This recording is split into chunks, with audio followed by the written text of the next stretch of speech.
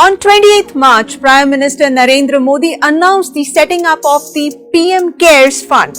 It aims to help those in distress due to corona pandemic. Donations poured in from every quarter. But do we, as citizens of this country, know how much money PM Cares has received? The answer is no. An India Spend report published on 20th of May puts the figure as Rs 9,677 crores based on figures mentioned in the government press releases. But there is no official confirmation of this figure. Also, do we know how these funds have been utilized so far? Again, the answer is no. So let's ask again. Why shouldn't the PM Cares Fund come under the Right to Information or RTI? Several RTI queries have been denied, claiming that the PM Cares is a public charitable trust and not a public authority. Okay, so first let's look at the definition of public authority under the RTI Act. And I quote, any authority or body or institution of self-government established or constituted by notification issued or order made by the appropriate government. Unquote. Given this definition, there isn't one but 5 reasons to show that PM Cares is a public authority and is liable to share information under RTI. Reason number 1. PM Cares was set up by the government. How do we say this? Well, firstly, the setting up of the PM Cares was notified to the public on 28th of March by the Ministry of Corporate Affairs, saying, and I quote, the Government of India has set up the Prime Minister's Citizen Assistance and Relief in Emergency Situations Fund, unquote, which means the Government of India has control over it. Secondly, the office of the PM Cares Fund is in the Prime Minister's office in Delhi. Third, just like the PM is the chairperson of the Prime Minister's National Relief Fund or PMNRF, the Prime Minister is the chairperson of the PM Cares Fund as well. In 2007, the then Chief Information Commissioner Wajahat Habibullah passed an interesting order about the Prime Minister's National Relief Fund. He said, since PMNRF information is held by the PMO as a public authority, they are obliged to share it with the citizens under the RTI Act. Going by same logic, PM Cares should also come under RTI since it is also controlled by the Prime Minister's office. Reason number 2. Use of government machinery to promote PM Cares. On the 30th March, PM Modi, at a video conference with the heads of the Indian missions across the world, advised them to publicize the new PM Cares Fund to mobilize foreign donations.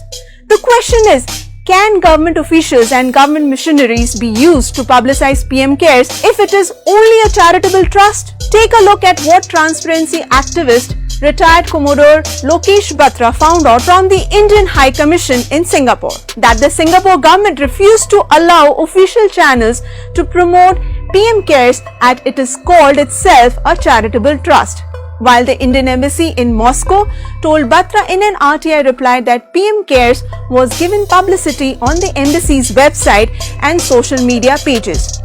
Would any other charitable trust ever get publicity on any Indian Embassy website? Of course not. Reason number 3. Usage of gov.in in its domain name. pmcares.gov.in is the website address of the PM Cares Fund. But government guidelines say a gov.in domain name can be allotted to 6 categories of offices or public authorities. Apex offices like the President of India or the Prime Minister's office, government ministries or departments, state and union territory offices, India's parliament, judicial bodies and all other legislative bodies and government institutions.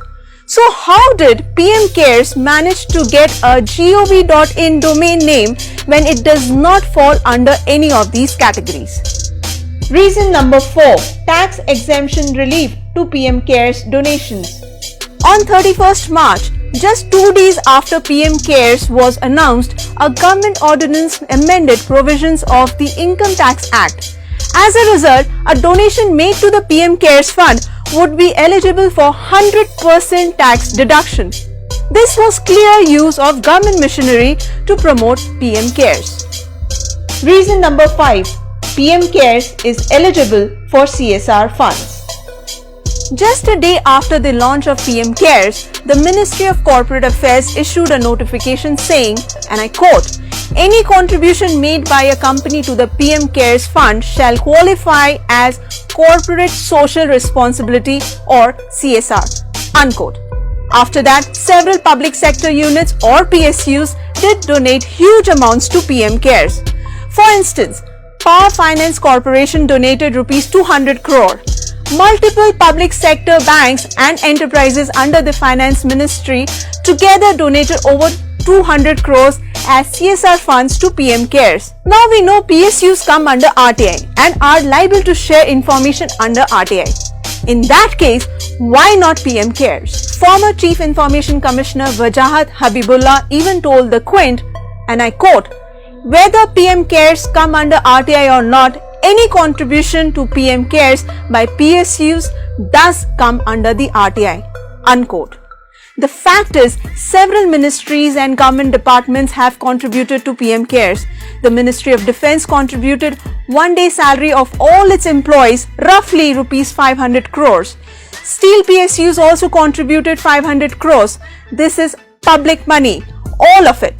But since PM Cares is not answerable under RTI, there is zero transparency and no one will ever know how much public money was donated and how it was utilized. Is this fair? Clearly no. So, can someone answer this question? Why is the PM Cares Fund shrouded in secrecy? ఈ video మీకు నచ్చినట్లయితే like చేయండి, మీకు తెలిసిన వారితో share చేయండి.